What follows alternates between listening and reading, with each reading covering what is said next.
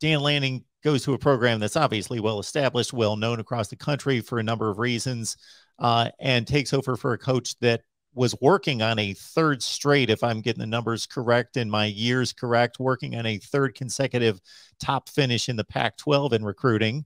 And so there's already that, in a sense, a groundwork of, you're selling a known brand.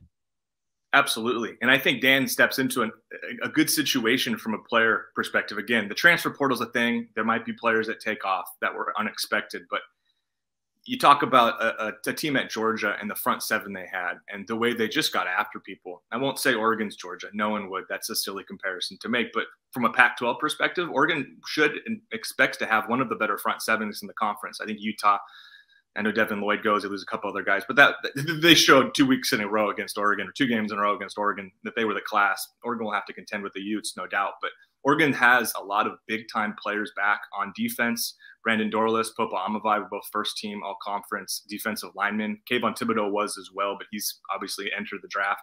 And then Noah Sewell, one of the best players out west, regardless of position. He'll be back manning the middle. And then a player that Oregon fans are just dying to see play more than a quarter or two of football is Justin Flo, a big-time recruit who had a great first game against Fresno State this year. 15 tackles, was all over the place, broke his foot, didn't play the rest of the season. There's been an idea of, man, the pairing of Sewell and Flo, who are both 5-star recruits, who are, I think, still the 2 highest rated linebacker recruits in program history. Pairing those players together, you get kind of excited when you think about what it would look like with Dan Lanning leading that group, along with a secondary, which, again, we don't know what everyone's going to do, should return some pretty darn good players too.